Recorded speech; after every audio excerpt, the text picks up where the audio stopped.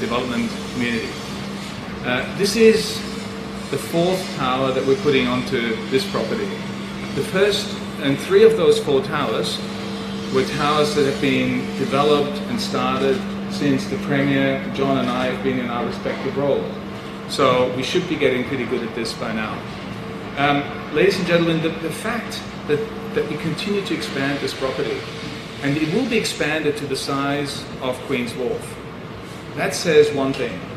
It says that we have unbelievable confidence that tourism is going to come back and that Queensland, and particularly Southeast Queensland, will continue to be the engine room of tourism in Australia.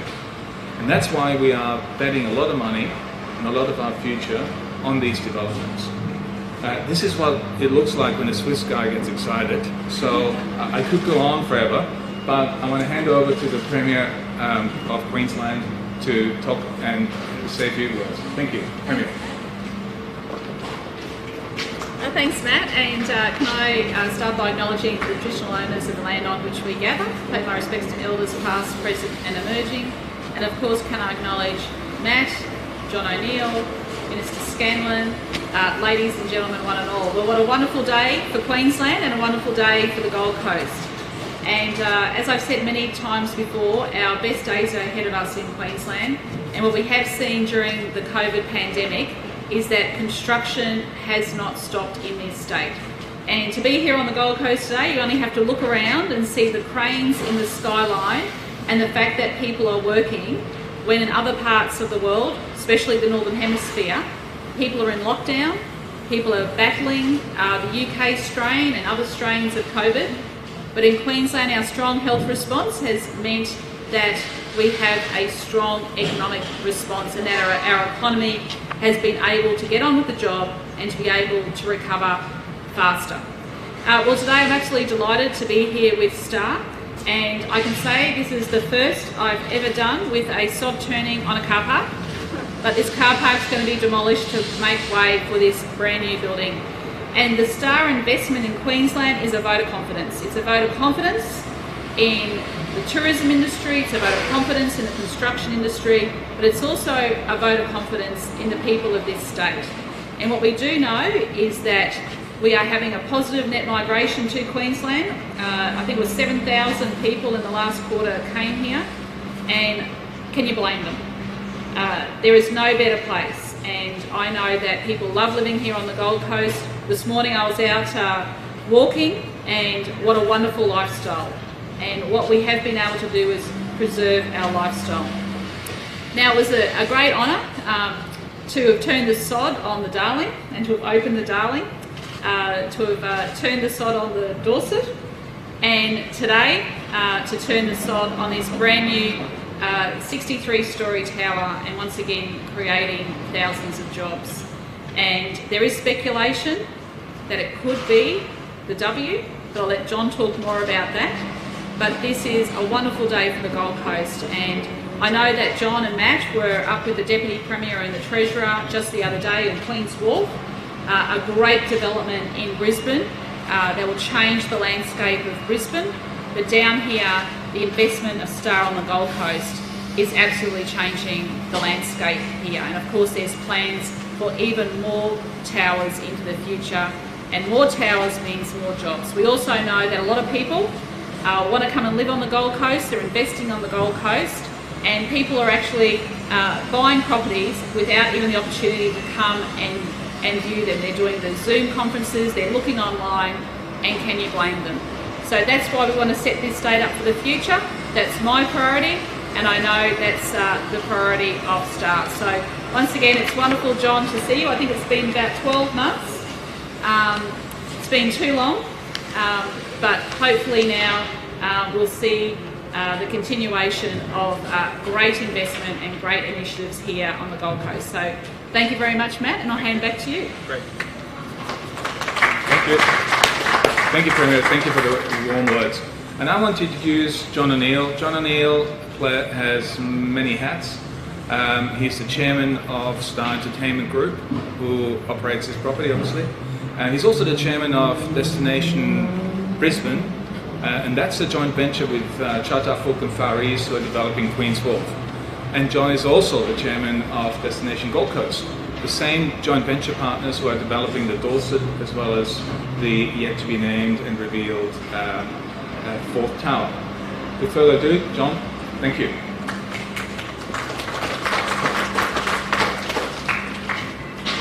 Thanks very much, Matt, for that long introduction. Delighted to be chairman of so many entities that are heavily invested in Queensland, and includes Queensland airports as well. So I'm glad I'm spending a bit more time here, because being away for 1 year is a bit too long, but when you come back and you see how advanced Queen's Wharf is, how advanced we are here on the Gold Coast, it gives you great cause for optimism. And delighted today that a representative of one of our partners, Far East, Rob Cook, is here. So thank you, Rob, for being here. And Far East and Château Fook you would not want for better partners. So thanks, Rob, and thanks, Far East. I join Matt and the Premier in acknowledging the traditional owners of this land, elders past, present and emerging. And thank you, Premier, for being here again for the fourth. It was the third sod term here, and when you throw in Queen's Wharf, we're up to 4. I've yet to keep a shovel. They disappear after the sod term. But Minister Megan Scanlon, thank you for coming. Tom Tate's missing today. Here's an apology, but Tom's been a terrific supporter of us here on the tourism as we try here on the Gold Coast as we strive to deliver the best tourism and entertainment destination. As Matt said, we've come a long way in a pretty short space of time. It was only 5 years ago we had one hotel here and a property that was undergoing a much needed refurbishment. There had been no money spent on the old Jupiters in 35 years. In Brisbane, we were in competition 5 years ago with another operator who will remain nameless for the rights to develop Queen's Wharf. Today we stand here ready to break ground on a 63-storey tower at the Star Gold Coast. Not Jupiters anymore, but the Star Gold Coast. And it's a tower that will house a full hotel. There's speculation in the Gold Coast Bulletin this morning that that hotel may be the W. I've never argued with the bully, so I'm not going to start now, so they may well be right. It could be the W. But to give you some perspective, no integrated resort in Australia currently has 4 hotels. In the past handful of years, we have built and now operate the wonderful Darling Hotel. Across the car park, just across here, 53-storey Dorset Hotel, an apartment tower. A project, as I said, with our partners CTF and FEC is well over halfway. It's about up to 33 stories and we've got 20 to go. Now we're about to start on a second mixed-use tower, giving us 2 towers under construction at the same time. It certainly says we're committed to the Gold Coast and we are committed to Queensland. These have been, the last 12 months, unbelievably challenging and unprecedented times, but we remain confident about the future. And the tourism industry will recover. It's been hammered, it's been smashed, but it will recover and the Gold Coast will remain Australia's tourism diamond. The apartment pre-sales for Tower 2 also tell us how much people want to live, not just visit the Gold Coast. Sydney and Melbourne buyers have been a dominant part of that sales story. So, we continue to push on with our master plan. We're delivering hotels, world-class resort amenities, a superb array of food and beverage offerings to cover all price points from takeaway to signature dining. We're also creating thousands of jobs for Queenslanders. And I know how important it is to the Queensland Government and the Premier to create jobs. And for that, I come back to my opening statement, thanking the Queensland Government and thanking Gold Coast City Council. You have shared our vision for tourism in South East Queensland. You have backed our development plans and in return, together with our partners, we have committed around $5 billion to tourism and entertainment infrastructure, $3.6 billion at Queen's Wharf in Brisbane, $800 million for the 2 towers here, and the approximately $350 million spent on the refurb of the Star Grand and the construction of the beautiful Darling Hotel. And it's all happened in just over 5 years. And the stunning transformations of our properties will truly be seen and appreciated over the next 2 to 4 years. So the best is yet to come. The Dorset Tower here on the Gold Coast will open next year. Queen's Wharf in Brisbane will open at the back end of next year, and we plan to open this tower, Tower 2 at the Gold Coast in 2024. In spite of the incredibly difficult past 12 months, we remain entirely focused. Matt Becker and his management team, the board of Star, our partners, Shelter Foot and Far East, we remain focused, committed and confident. We are backing the Gold Coast and investing in the future of South East Queensland. Thank you very much. Thank you, John. Now, I'd like to invite Minister Scanlon to say a few words as well. Minister Scanlon, as you all know, is the member for Galen, which I'm assured is only about a stone's throw away from here. And she's the Minister for the Environment, the Barrier Reef, Science and the Youth. Minister, can I ask you to say a few words? Thank you. Thank you very much, and of course in the Mayor's absence I'll put on my parochial Gold Coast hat today. It's wonderful to be here, of course, for a really important milestone, and I know it's been acknowledged, it's been a really tough year for the whole of the country, but particularly for the tourism industry here on the Gold Coast. So it's great to turn into a new year and be turning the sod on a new project that's going to deliver so many jobs for locals. This is one of many projects across Queensland which I think really highlights the confidence that the private sector has in our Queensland economy. We've of course got this project here today. We've also got work happening at the Queensland Airport. There's the Gold Coast Light Rail Stage 3 happening, so there's an enormous amount of work happening on the Gold Coast providing job opportunities, but it's really leaving a great legacy for the Gold Coast and for future generations, which is something I'm really excited about. I came here on my 18th birthday and it looked a lot different to what it looks like today, so I'm really excited to see the expansion of the Star here and the great work that's happening. So big congratulations to Matt, John and the team here at Star, and thank you for all of the work you've been doing and investment you're making in this city. Thank you. Thank you. Thank you, Minister. Great. Now, I think if I can ask John and the Minister and the Premier to join us for any questions that you might have. I want to temper your enthusiasm with the fact that there's some food and refreshments over there.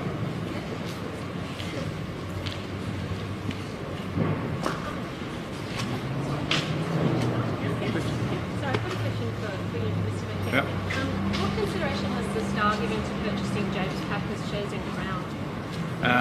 Look, we haven't, this announcement today is really about this tower, and you understand that we can't really comment on anything corporate at this point.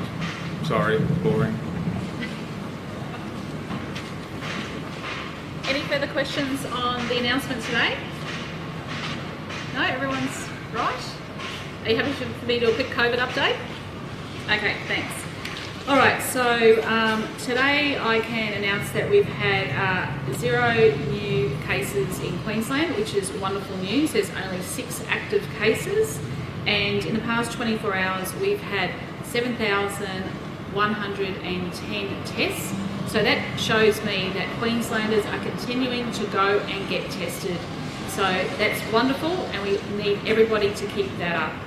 I just want to advise that we are closely monitoring the situation in Melbourne.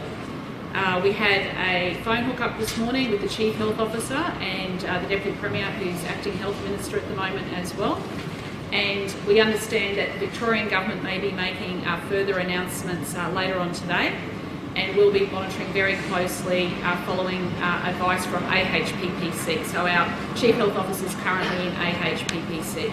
So the Chief Health Officer and the Deputy Premier will be updating Queenslanders following that advice and following the Victorian standard. So I'm happy to take some quick questions, and then I think we're going to do the sod turn.